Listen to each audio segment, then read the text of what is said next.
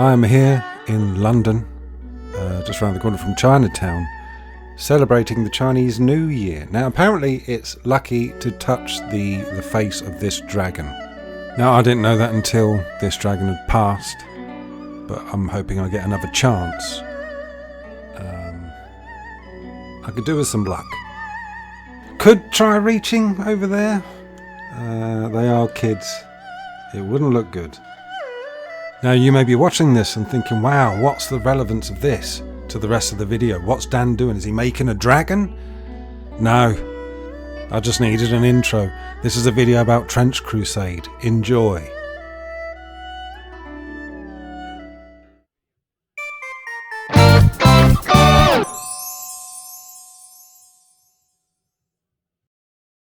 Oof, boy am I rusty. It's been a while since I did this, or at least it feels that way. It's been a long month. Let's just get right on in, shall we? This build starts like most of my builds does with a found object of a certain shape. And I found these party dip bowl things, a pack of 6. And I gave it a good old sand as well. It's a nice shape.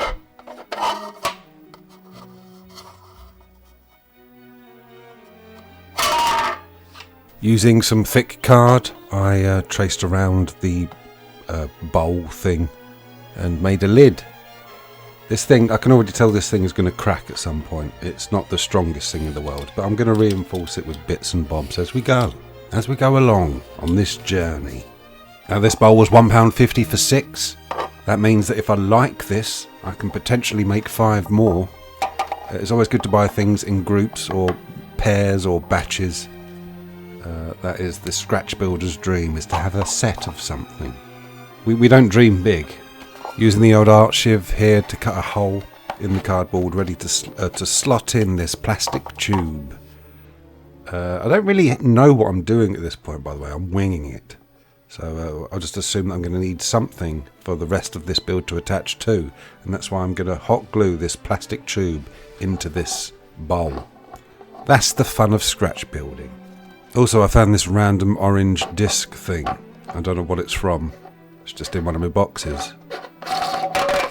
As was this. This, I think, may be from a Star Wars toy that I didn't give a shit about.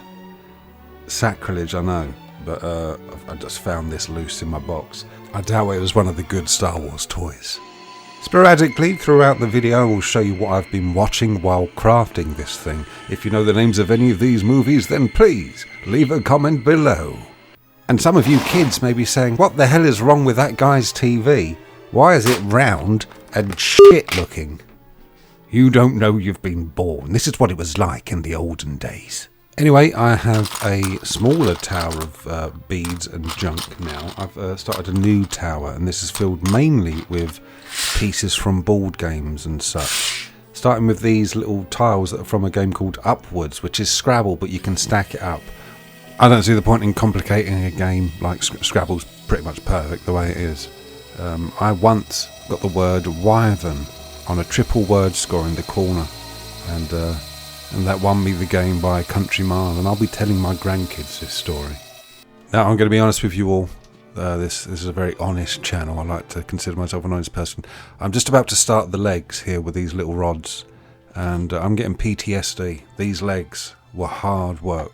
A lot of beads involved, including this little perfectly round blue plastic bead that I'm just singeing a bit with a lighter, just to give it a nice rough surface. This is a tip that I got from my friend, the Craftsman, who also sent me this lovely Sofubi Otto 7 that I've placed upon my TV so I can look at it while I watch my films.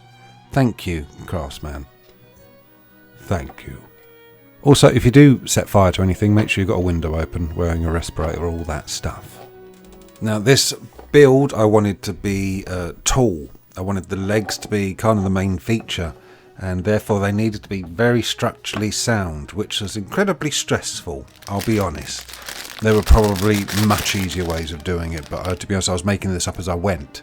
And let's be honest, that's the fun of scratch building, isn't it? Making it up. Don't let the man tell you what to do.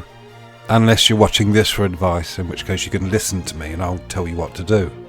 I've attached some cake pop sticks to the little rods, and this is a receipt roll. I have a ton of these because of the sweet shop I work in. We're always chucking these away, so I keep them. I'm going to use these quite a lot. These are going to be used for a lot of panels on this thing. Also, everything I do to these legs is to hopefully reinforce it structurally, that is. This was going very well until something happened later on, but you'll have to hang around. Stick around to find out. Now, I got some plastic coated paper clips from the shelf there. Plastic coated paper clips, that's a mouthful. They're great. Normal paper clips don't take paint very well, but these do. I'm using these at the robot's hip just to add a bit more structural integrity. Also, they look good. It adds a nice little bit of detail. We want structural integrity and detail. Streetail is what we're after.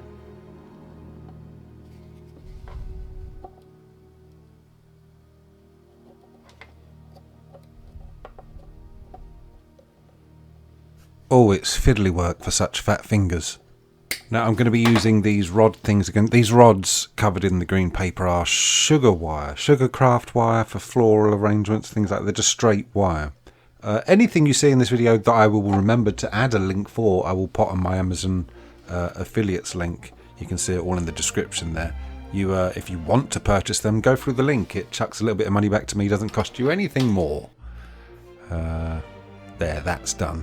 As well as the cake pop sticks that'll be on the list. I've added those to these rods. Now the thing with these cake pop sticks, which are basically big lollipop sticks, is they don't stick very well, especially with super glue. So I've been using a lot of hot glue where I can. In places where I'm not going to see much of it, I've been using hot glue. It seems to be a stronger bond than super glue, but only do it in places where it's not going to be bulging out or will be blatantly obvious. I mean, you can pass it off as weld lines, I suppose. But at this point I was trying to do a lovely clean build.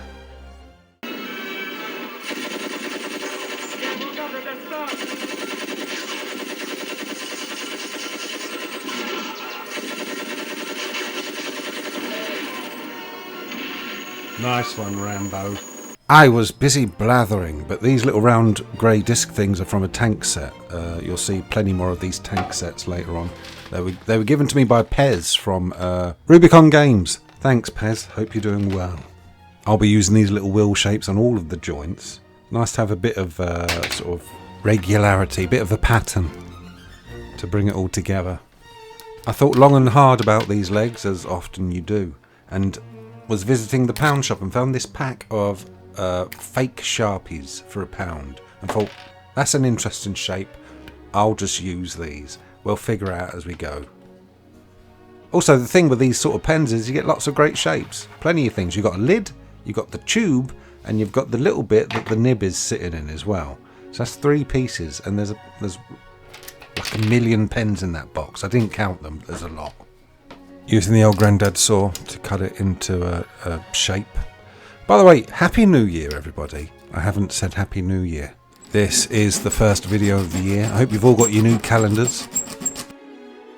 We got a new calendar at work. They bought a new calendar, a puppy calendar. I think it was a toss-up between a puppy and a kitten.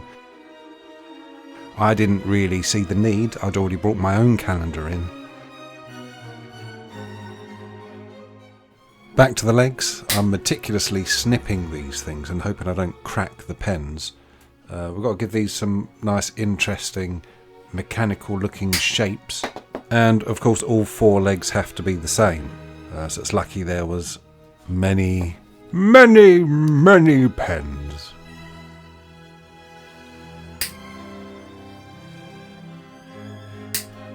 It's just like trimming your toenails. Some crafters might call it done at this point, but not me. I like to make it infinitely harder for myself. Right, we're at the second set of knees here. There's a lot of knees going on with this thing. Going to add some more beads, some more sugar wire and some more cake pop sticks, and hope that it retains structural integrity. Also, I'm cutting off pieces of receipt roll tubes just to hide the messy armpits or elbows, however you want to look at it. It's at this point that you're really going on faith, which is quite apt God damn it, Windows Defender Summary, Virus and Threat Protection. As I was saying, it is quite apt considering this is a Trench Crusade build, which relies a lot on faith and religious iconography. Better check out what that virus is, eh? Rummaging in my box there, I found these charming, positively charming wooden cotton reels. I found these in a shop. Yeah, I mean, in case you didn't realise. You find things in shops. I don't remember where I got it from. Anyway, they're lovely little cotton reels, all different sizes. Managed to find 4 that would fit on the end of these rods. The same with these plastic chip fork things. I found it. Actually, I think I got these on Amazon once upon a time. But they're nice and decorative. And though nice and decorative, these are actually here to help keep this thing structurally sound. There are bits that are wobbly here and there, so I'm just trying to reinforce it where I can, without it looking shit. These are the lids from those fake Sharpies, the Farpies. And I'm using these for what I suppose you can consider the robot's shins. Not robot, mech. Robot sounds stupid. Sounds like something a child would make. This is a gritty Trench Crusade war mech. Not a robot. Being the war mech that it is, going to use some more receipt roll tube things. So you can use any tubes, but I just happen to have a lot of these receipt roll tubes, and they cut pretty easy, even with scissors. I'm going to use these to make some armour panelling type things all up and down the legs, just to give it more structure and more sort of believability. I noticed this blue stain on my knuckle, and it would not come off no matter how much I washed it, and I realised it was these cursed things. Tackies. I've been eating some tackies. If it's doing this to my knuckle, then my innards must be blue, blue, electric blue. Anyway, I'm adding these panels to the shins and the knees and whatnot, using hot glue because you're not going to see it, plus it will give it some more structural integrity. And also because these legs are so long, I decided I needed to weight down the bottom, the feet. So I'm using some ball bearings, the biggest I could fit in these lids, and slotting one of those into each leg, just to give it an extra bit of weight at the bottom there, make it bottom heavy, just like me. Some hot glue action there for you. I do love using hot glue, it's just a lot of the times it's too messy. We are at the feet now, well, at least the soles of the shins, if that makes sense, because I'm not really doing any kind of feet. I'm doing kind of like a roundish club-looking foot that would just be for stomping. These feet are made for stomping. And I'm using these little discs things that I got from a Connect 4 set. Now, you can get a lot of good stuff from board games, old board games, and board games are worth nothing these days. You can spend £1 on a board game. I took my daughter to a particularly large charity shop. We had a look at all the board games there. There are plenty of bits. Let me show you the bits you can find.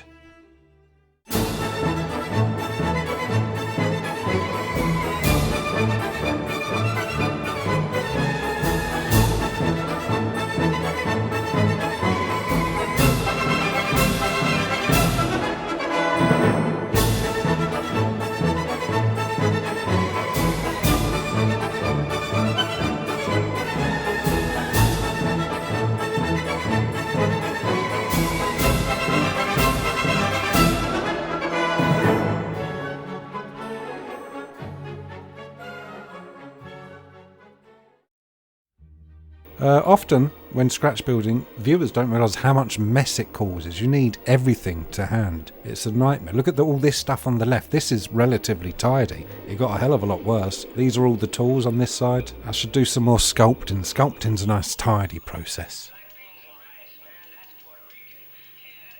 Well, I hate to break up the great Latino gourmet debate, but we ain't off the clock yet, so since we got a few more days here, can somebody please tell me who it's RoboCop. I've held on to these little things for ages. I found them in like a little old lady no offence to any old ladies watching, old lady sewing shop type place. It was run by an old lady, that's why I say old lady. They're like tiny Meccano pieces. Tiny Meccano pieces for borrowers. I'm going to use these as little struts on the side of the knees, just to give it a bit more strength. Also, to make it look better.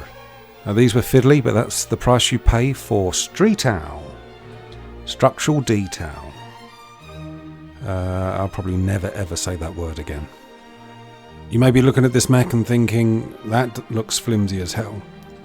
Well, you know what, it's not actually. At this point it was pretty sturdy. But gradually as this project went on, it started tilting a few millimeters a year, like the Tower of Pisa. Pisa. It's a fun little spotting game you can play throughout the video. Measure the angle of the robot as we progress. I'm using some semi-spherical beads things here to add little rivets or bolt type things to the legs. I'm quite a descriptive guy, I'm sure you'll agree. Anyway, I want each of these legs to look like vicious clubs. Like pummel sticks, because that's what they'll do. They'll just sort of march along, crushing everything, whacking the ground. Every now and then, my daughter's mother will have a clear out. She'll clear out all of my daughter's toys from her cupboards, and she'll wrangle a bag of stuff to give to me. And in the latest bag was this little cup, this chip from Beauty and the Beast, from a Lego set. Now, I know destroying Lego is sacrilege, but what are you going to do about it? I'm going to use this to make a fuel tank on the back of this guy. And I'm not sure if I want to keep the handle or not. I'll decide later on, once I've added the other bits. I have to admit it's quite handy having the handle there now, while attaching it to the back of the mech. I thought it could be some kind of pipe, but I decided it still looks like a mug. So, get rid! Now, I don't know about you, but I always keep the keys from broken keyboards. And I have a whole cubby hole section here full of them. Lovely flat keys. Perfect for panels. I'm going to use these as little sort of brackets for the gas tank. And for some reason I don't have a shot of me attaching these brackets, but you'll see it in future shots. I don't know why I didn't film that. You really dropped the ball, damn you fucking idiot. But I do show this. This is some conduit wire, plastic conduit wire, and some steel wire from the Wilco's, rest in peace. And I'm going to use these to make a pipe going from the gas tank to the mech. I'm going to bend it into shape and then slot it in, oh so satisfyingly.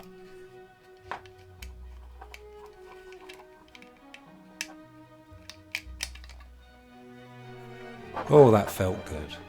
Now already this is a Trench Crusade World War I horror-esque silhouette, if I do say so myself.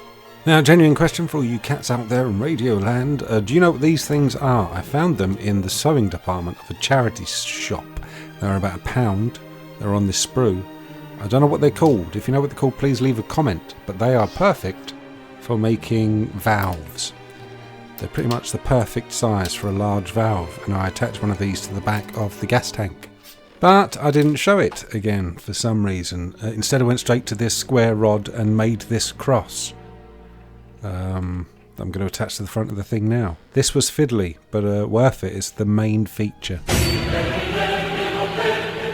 And as if it weren't Christmassy enough, here's a plastic candy cane that I've got a ton of. I ended up buying about 200 of these by accident.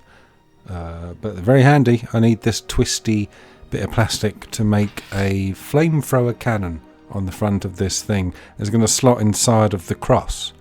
And then attach some beads, which I do off camera. I'm not going to show you that. I don't show you anything on this channel anymore, apparently. And then going to thread some guitar string through it. This would be the wire attached to the little sort of sparky bit. You know, you get a little sort of sparky bit like a lighter that ignites the fuel that would be coming out of the crown-shaped funnel there. And here you go. This is the build so far, rotating sexily on its little turntable. If you find that kind of thing sexy, Now this video has taken a while, this build has taken a while, but there have been distractions along the way. My daughter keeps coming home with homework projects, building projects. It's almost as if her school know that I build things. We had to build a volcano this time, and being me and her being as competitive as she is, we wanted to make sure it was the best goddamn volcano in the school. Now, I forgot to film the end product, but I did ask her mother to send me a photograph of Beth holding the volcano. Unfortunately, when she sent the photograph, she was in an incredibly bad mood because she had to go to school. But here it is, and that's the reason this video took a little while longer than expected. Remember earlier when I mentioned those tank kits? Well, here's a big pile of them from Rubicon Models, thanks to Pez. I'm going to be using lots of little bits just to add a bit of detail to the mech. Firstly, I like the look of these barrels. These barrels look great, and they're also a great indicator of the Scout. I'm assuming they're going to be full of fuel. Now, I'm going to place these underneath the main sort of chassis. And if it was a computer game, they'd be the first thing you'd aim for. Here are some other little details I've added.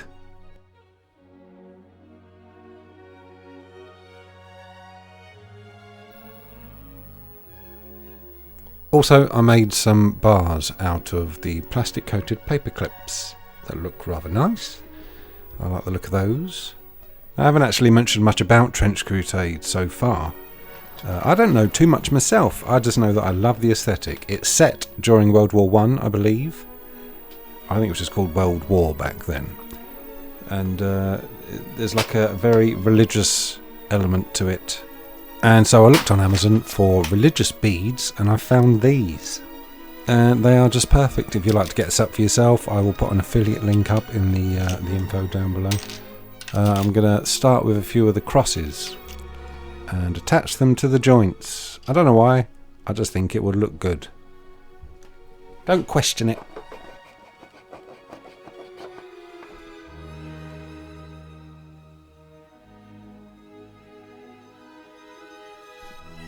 There, now that'd be a statement piece if ever I seen one. In comes my finger to point out all the crosses to you, as if you don't have eyes. But these are where all the crosses are. And I even added a tiny one as a crosshair on the end of the flamer. And next on the itinerary that I've just created now in my head, I'm going to add some chains. I have a drawer over here full of chains. And just to make this thing look slightly more gothic, slightly more World War I-y,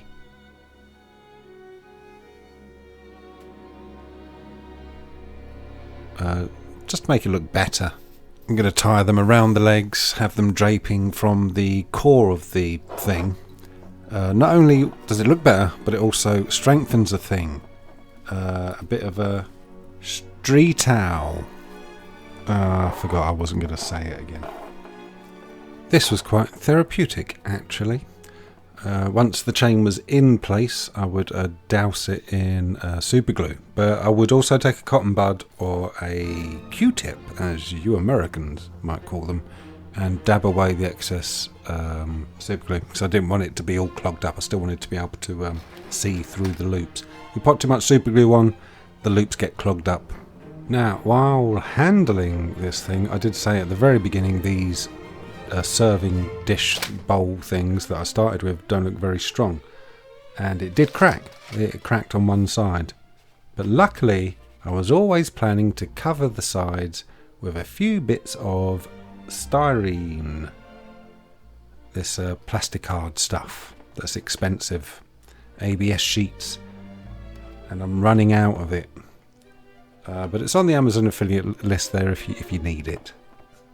To give this mech a slightly gothic feel, I decided to put a black wrought iron fence on the top. This was always kind of in my mind. I was always going to do this because it kind of already has the same shape as an Addams Family spire. If you look at the Addams Family house, it's this shape and they have the fences along the top. I made that with a bit of styrene, plasticard in strips, drilled holes and thread the sugar wire through it. But on the corner posts use a bit of the cake pop sticks. Look, I'm going to be honest with you. I've been doing this voiceover for 8.5 hours now. I'm flagging a bit. So I'm going to take a break. It won't make a difference to you. You won't even know. I don't even need to tell you this. But when I come back, hopefully I'll be refreshed and back on form. You won't even know I'm gone. Hey, I'm back. Refreshed. I've actually just popped away to the Chinese New Year down London. That's what the intro was about. Had nothing to do with Trench Crusade, as you saw. Hello, I'm back. I'm refreshed. You didn't know I'd left, had you? If I hadn't mentioned it, you wouldn't have known. But we're all about honesty here. Oh, that's looking all right, isn't it, that fence? I'd forgotten how nice it looks. And it looks like I'm back just in time for the painting. But not quite yet. First, I need to weather the shit out of this. And to do that, I'm going to use a drill, I'm going to use the art shiv, and I'm going to use a wood burning tool.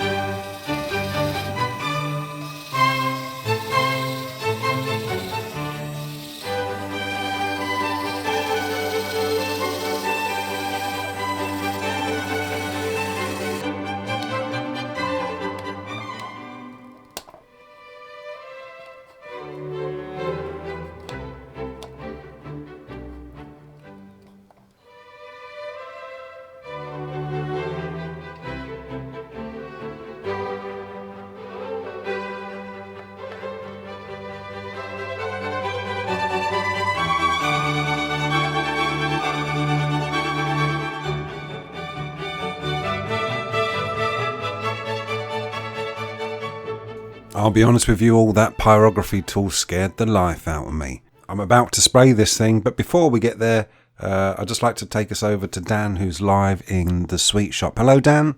Thanks, Dan. Been hearing a lot of a bit of a big buzz about TikTok recently. So I'm here 2 days of the week serving sweets to people. And I figured those are 2 days I could be working on my profile, my public profile, as a minor personality on the internet, as ridiculous as that sounds. So I figured I'd start a TikTok account, and just in time. So I hear. Now, what do people love on TikTok? Apparently they love sweets, candy, to everyone else in the world. Lollies to Australians. Doesn't make any sense to me. So I thought, let's play to the TikTok algorithm. I will make the shittest videos I can think of.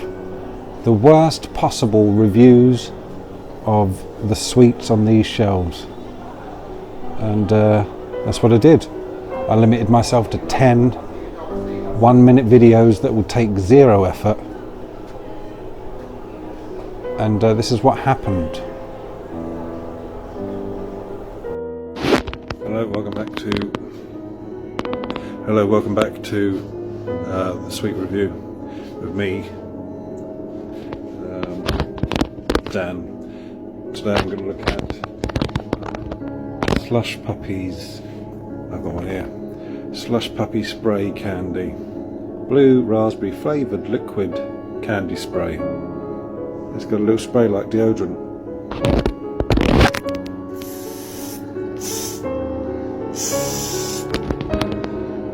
Or to a lesser extent, aftershave or something.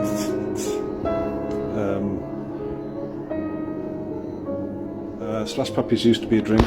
Now they've extended their reach, getting a bit full of themselves, making other things. I don't know who they think they are, honestly. Currently on a diet, so I'm not going to try any, but look at it.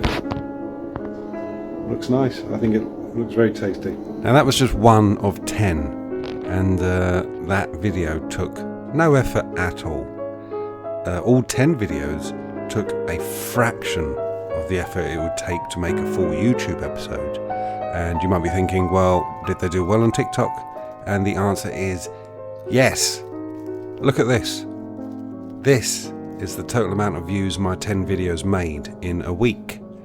This is about half the amount of views my YouTube channel has accumulated over the last 2 years. Now, I know that TikTok isn't the same as YouTube,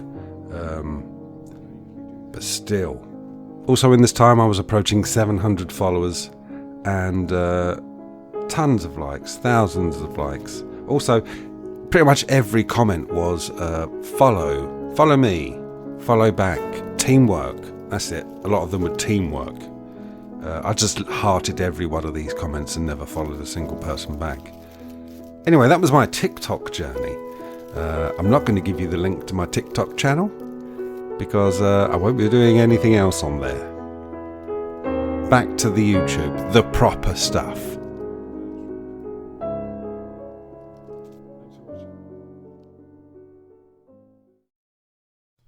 Oh, I've been waiting such a long time to prime this thing. I was desperate to prime it. I thought, no, you hold off, Dan. You hold off, it'll be worth it in the end. And you know what? It was. Look at this, it's come together. The paint is a bit shiny, but that's fine. That's what you get with cheap primer. But people say buy cheap, buy twice. You can buy 10 times and it will cost the same as a decent primer. This is absolutely fine for me.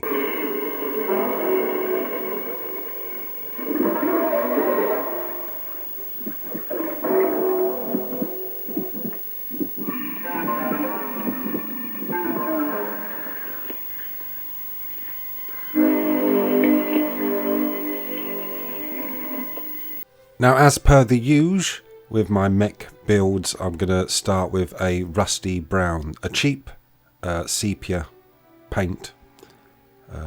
And once that's sort of sloppily slapped on the whole model, then I'm going to do an overbrush of a metal, a dark metal colour. I think this is gunmetal. I'm assuming it's gunmetal, unless I've run out of gunmetal and it's something very similar to gunmetal. Looking at a lot of the Trench Crusade concept art, most of the builds are a kind of army green, or a green beret as this paint is called from Tooth and Coats. So I'm going to paint most of the model this colour. But I'm not going to do my usual chip method. I'm going to paint everything that's supposed to be green, and then I'm going to add the chips and the bits of rust and stuff in afterwards and see how that looks. Hopefully it'll be much easier. But first I'm going to paint this pipe here, a dark grey. Basically the colour it was before it was primed, but we've got more of a matte sheen to it now, or lack of sheen, I suppose is the right word. There's my little fingerling pointing at the crosses. Going to paint the crosses a very dull bronze. We don't want anything too gaudy. This is a war-torn machine. It's had the crap beaten out of it. It's dirty, mucky. So there you go, I did a dull bronze. Now it's time to add in all the chips and the rust. I'm going to take a tiny little bit of sponge and use some tweezers, dab it into some gunmetal paint, wipe off the excess and just dab away. My whole sort of painting method with this thing is just rough and ready. This thing is, like I just said, war-torn. So I can make as much mess as I like and it should work. It's not going to be painted neat like my other stuff. If ever that other stuff was ever painted neat, it's going to be even worse. That's what I'm saying. Patted it down with gunmetal first. Now I'm going to pat it down with a dark brown rust colour, just to make it look even more grubby. Now I haven't really discussed what this thing is. I don't really have much lore. I'll tell you everything I have right now. It is a big, tall, stompy flamer thing. That's it. I'm going to put something on the top of it, but that's all I got. I'm sorry for all you lore fans out there. I haven't got any lore for this thing. One day I promise you I'll have a video and it's just rammed full of lore, stuffed full of it. Just lore coming out your ears. But not today. This is a stompy flamer, right? Enjoy.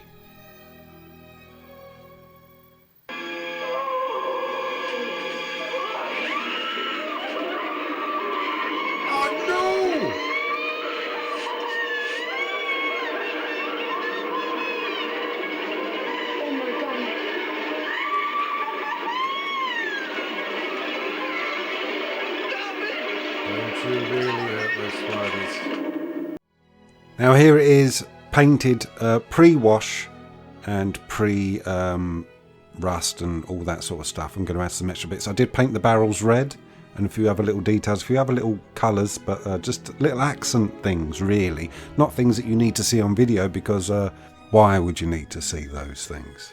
Now what this thing needs is a bit of wood, and luckily I have a box full of wood. So I'm going to make something quite religious-y looking. I've been to a church or two in my time, and they've got lots of wood in those churches. I've seen it. So I'm going to add some wood features to this thing. Oh, I love working with wood. It's been a while. I've not really done many wooden things in a while. I said in a while twice, now 3 times. Great narration, Dan. I'm going to take some coffee stirrers and some matchsticks, and I'm going to make some little sort of sheddy things, shriny looking things, I suppose. They look like birdhouses is what they look like. So I'm going to make 3 different sized birdhouses, and then I'm going to take those fancy beads that you saw earlier. I'm going to snip off the loops and put those in these birdhouses once they've been washed and coloured. You can see what's happening right now. It's happening literally as I speak. It's weird. With this bead here, I just wanted the Mary figure in the middle, so I cut the figure out, and it turned out pretty good. Pretty happy with that. Get on in there, you. And for the next one, which is a tall boy, I made it so I can put a couple in there. They got the little round one at the top and the more oval one at the bottom.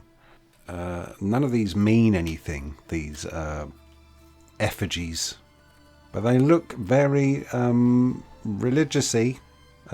Trench Crusade, you could say. Juxtaposed